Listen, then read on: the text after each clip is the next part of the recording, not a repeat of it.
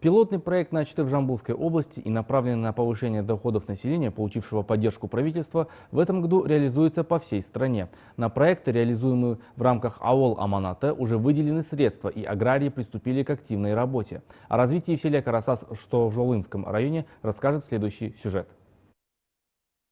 Сельский округ Карасас, где сейчас реализуется проект Ауыл Аманаты, состоит из 5 населенных пунктов.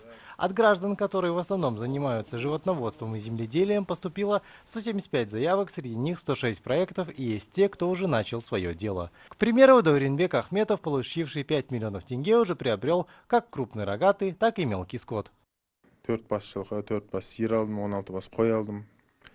Я приобрел 4 лошади, столько же коров и 6 баранов. Хочу сказать спасибо за проект Ауыл Аманаты. В скором времени хочу расширять животноводство.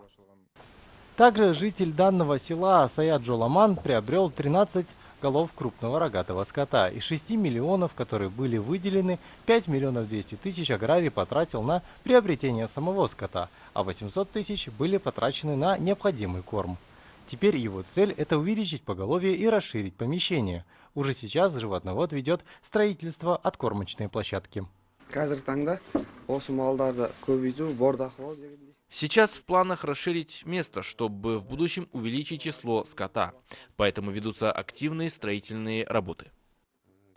В целом в Карасасском сельском округе по инициативе Ауыл Аманаты одобрены проекты на общую сумму 967 миллионов тенге. Также был открыт сельскохозяйственный кооператив, объединяющий фермерские хозяйства и частных аграриев.